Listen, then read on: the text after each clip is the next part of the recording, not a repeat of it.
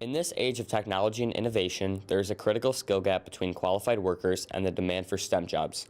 In hopes to encourage the next generation to pursue STEM jobs, initiatives such as Hour of Code are popping up in schools across the country. Royal Oak Middle School is one example, where after-school coding sessions and an integrated tech curriculum are inspiring future engineers and coders.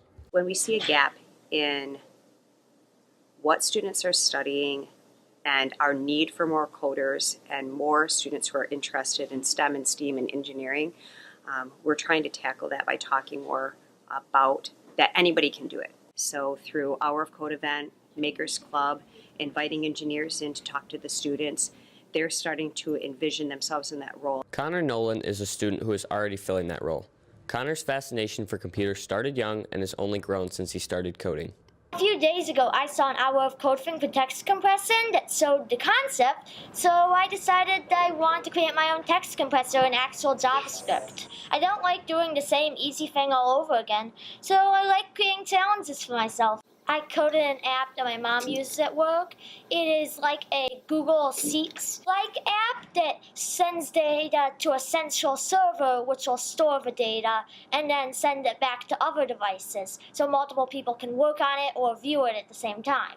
Local company Vectorform, a tech company and think tank, has also done their part to reach out to kids about STEM. For the past 2 years, they have hosted Hour of Code workshops at Pierce Elementary School in Birmingham, Michigan.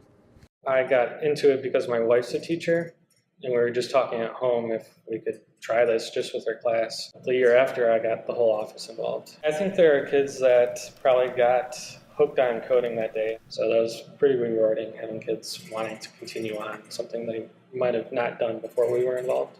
But how does after-school coding guarantee more capable workers for the future? They can always continue the Hour of Code programs. They're available and free all year. And then they should definitely take the classes in high school that are offered.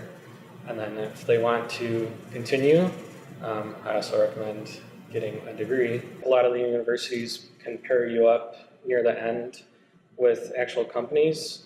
So a lot of times in engineering, your final class is working with a real company creating a product. Everyone here likes to think about how they got into code and what it might be like if we got the opportunity to do something like Hour of Code. What I think Hour of Code lets the students know and the adults know is that anybody can learn to code.